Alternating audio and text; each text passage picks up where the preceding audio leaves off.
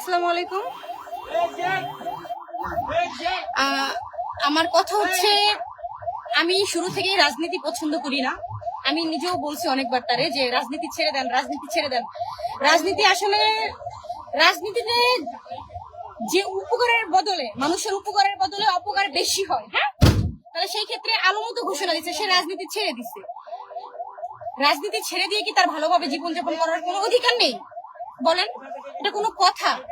আজকে তার পুরো শরীরে স্কেল দিয়ে হাত কেটে পার মধ্যে বাইরে এই হাত কেটে, মানে কেমন অবস্থা? এটা কোনো কথা? এটা কি এটা কেমন দেশে আমরা বাস করতেছি? এটা বলেন, কোনো মানুষের যদি নিরাপত্তা না থাকে, আজকে তারে মহানগরের না কোথায় আফতাবনগরের মতো একটা জায়গায় যদি এইভাবে হামলা করে কোনো জায়গা তারা বাদ রাখে নাই। দেখেন এই যে হাত কি করছে, দেখেন বাইরে ভেঙে ফেলতে চাইছে। তাহলে কোন দেশে আমরা বসবাস করি? কিভাবে আমরা ঘুমাবো নিশ্চিন্তে? বলেন, কিভাবে আমরা নিশ্চিন্তে ঘুমাই? কি করছে? এই যে দেখেন এই হাতটা ভেঙে ফেলছে বাইরে, এই যে এই হাতটা ভেঙে ফেলছে, এখানে কেটে ফেলছে, এখানে কেটে ফেলছে, এই যে এইদিকে কেটে ফেলছে, এইদিকে সব জায়গায় কেটে ফেলছে তার হাত, এদিকে সব হাত কেটে ফেলছে, পান মধ্যে বাইরানো হয়েছে। সে তো রাজনীতি ছেড়ে দিছে, তাই না?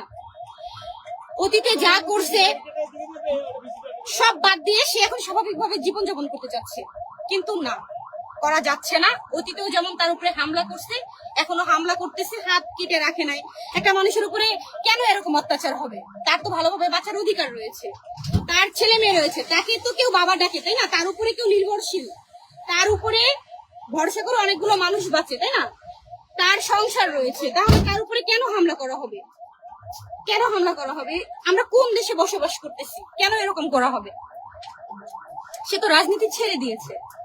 রাজনীতি আমি নিজেও পছন্দ করি না, সেও রাজনীতি ছেড়ে দিয়েছে। তাহলে এইভাবে হামলা করার মানেটা কি?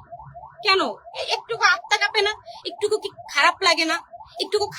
এইসব মানুষের?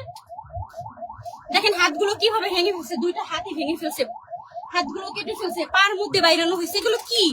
কিভাবে পারে এগুলা? এই কোন সন্ত্রাসী এগুলা? সবাই দোয়া